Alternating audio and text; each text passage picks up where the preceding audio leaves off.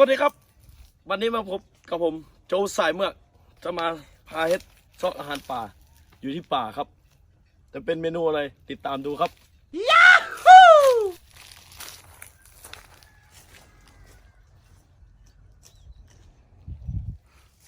เวียดนามมาเลยเวียดนาม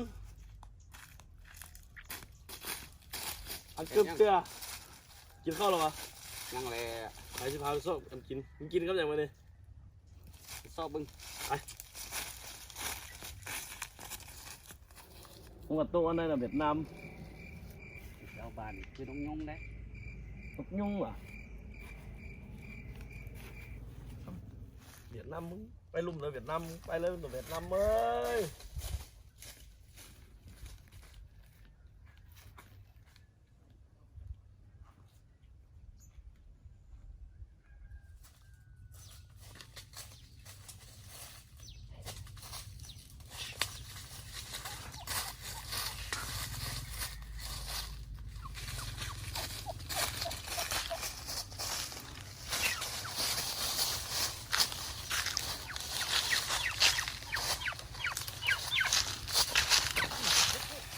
มีเมนูกินแล้วเวียดนาม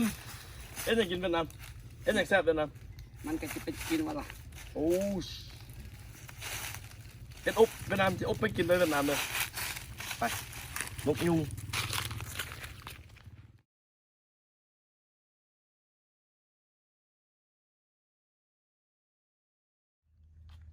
เวียดนาม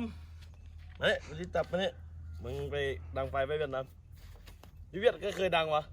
โอ้ยอยู่บ้านนอนเราบ่เคยดังแล้วเคยใส่แต่เตาแก๊สดังลองรู้เป็นบ่อน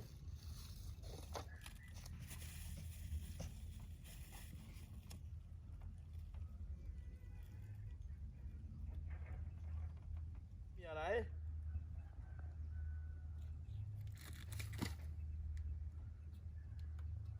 ได้เกิดเหลือดิ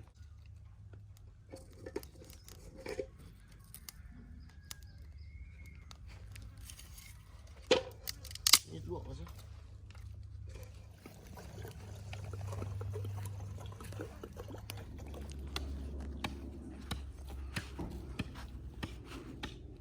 มึงให้ได้มึงเบียด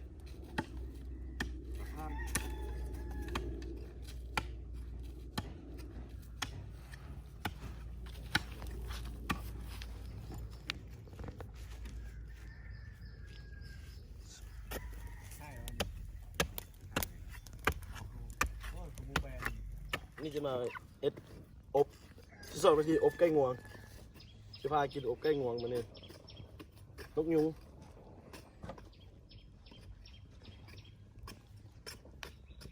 ที่กินใกล้งวงกับบักเบียด2 คนมาเนี่ยนะ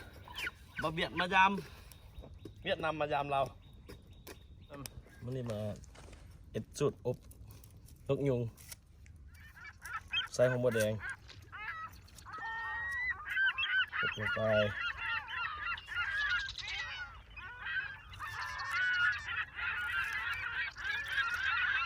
ทำเครื่องข้าวซูซาลูกตาย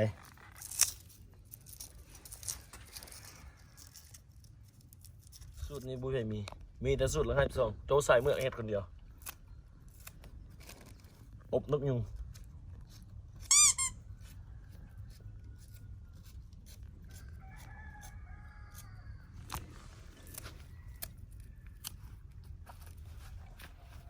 เป็นนัวข่าหัวสิงไข่หอมแดงน้ำตาลผู้ใดมักหวานก็ใส่น้อยใส่หลายผู้ใดมักบ่หวานก็ใส่น้อยใส่พอหอมขาดบ่ได้คือสูตรแล้วให้2ขาดไว้คือหมักแค้นใส่อบเพื่อให้มันหอมมันจะบ่มีกลิ่นคาวมันจะหอม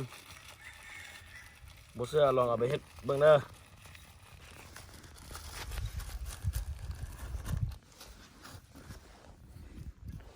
ตำมันนี่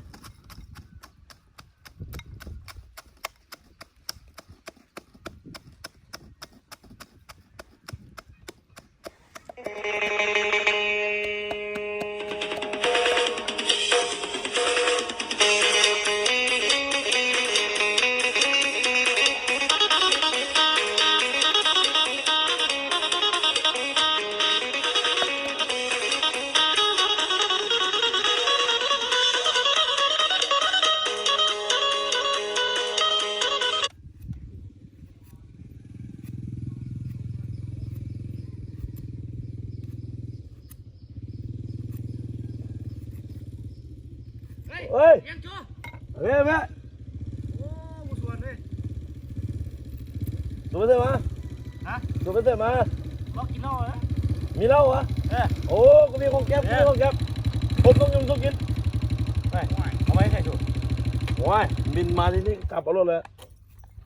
ลองเล่าไปลองเล่าไป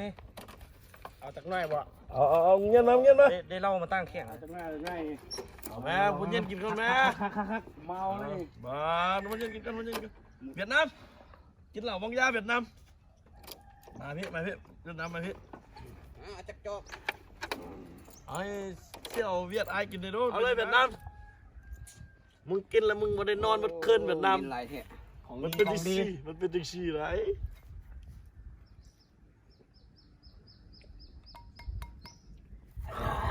โอ้ยโจมาที่ไกลก็เล่าเลยเอาไปเชียวของจ้องมันทางเหนือมาเลยเนี่ย โอ้สีข้าวยุ่งกินเลยโอ้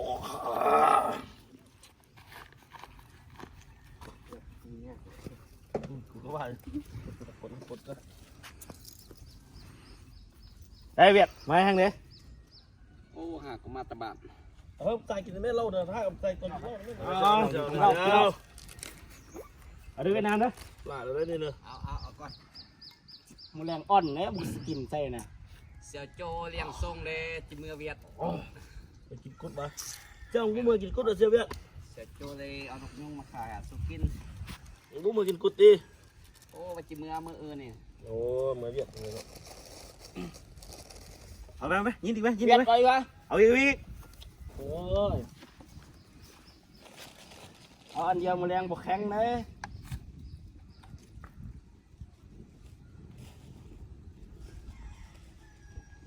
คักวะ โอ้คัก แท็กซี่เนาะ ไม่ใช่มาฆ่าเลยแล้วบันนี้แล้ว ยุง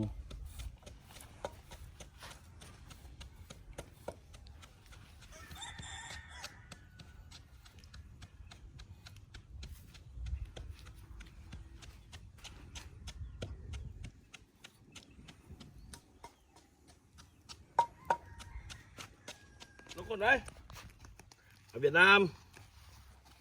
ดูเวียดเคยเหรอทุกคนเลยแล้วลูกคนเดินคนทะลุมัน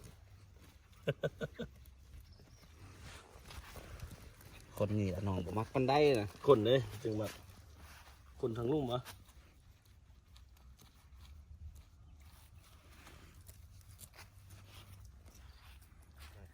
โอบจะดึงสองตีนก็บอก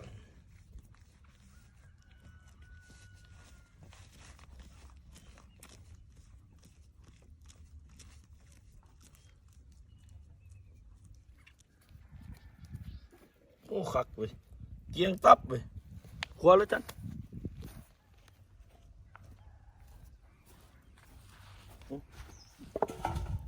เขียงจากด้านจะเป็นด้านเลย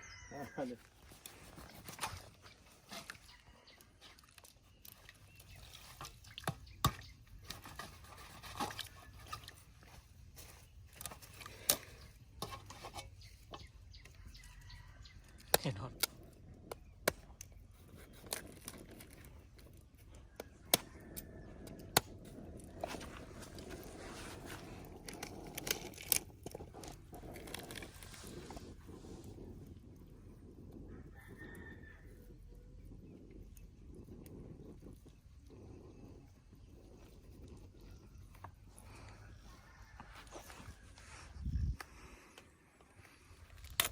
นี่มีตู้ฟีก็ไปนอนเถอะนะ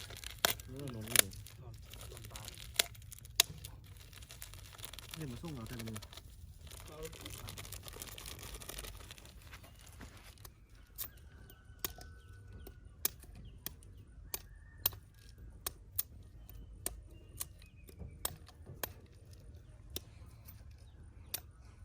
ใส่ข้าวใบขี้หูดแล้วก็เติมน้ำมันหอยใส่ให้มันหอมมันรสชาติมันจะนุ่มมันจะหอมนุ่ม ขาดตัวไหน ขาดไปเลยคือ เบียร์เหล้าเบียร์ของคนจริงใจ เมาทีไรนอกใจแฟนทุกที เฉพาะโดยเฉพาะ โดยเฉพาะเล ใส่ ย เมือก ใส่ให้มันหอม ใส่หมดเลยโลด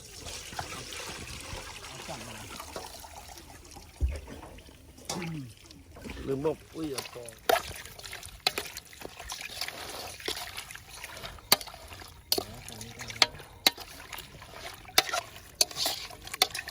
เล่าบางอย่างดิ เล่ามันยังเราเวียดแล้วเราเวียด เวียดเดียววะเราเล่า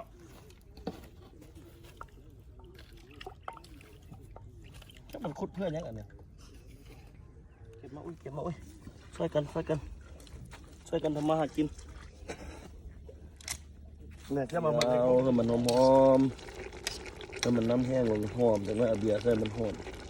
แล้วค่อยเอาน้ำเริ่มใส่แล้วฝาปลูกไว้แบบนั้น น้ำทีนะ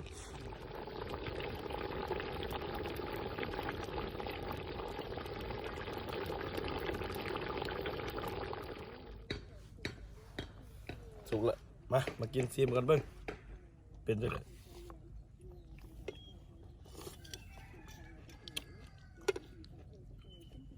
หอมแซ่บบ่เวียดเดี๋ยวนี้เวียดบ่ได้กินจากเลือดดิ บ่เคยกินตัวใหญ่ก็มีกะปิ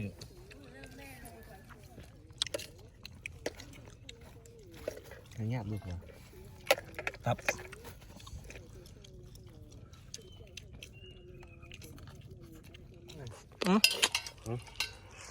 กุยเราเว้ย เจาะก็เจาะหอ หมูเมาก็บ่กลับแล้วมันนี่ ตัดง่ายโพดเลย เหล้าบองโคซิดอน เวียดนามบ่เคยเห็นเลย อ่ะ ก็เพื่อนกินกันเจ้าเงินผ่านเราเจ้าเดาผ่านดื่มเอาละกันสิผู้เชื่อ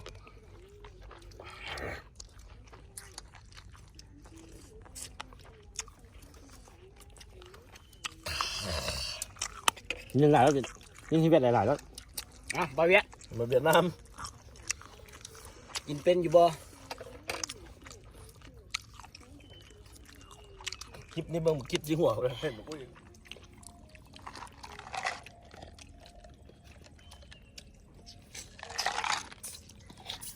ธรรมศาสตร์เมืองสุย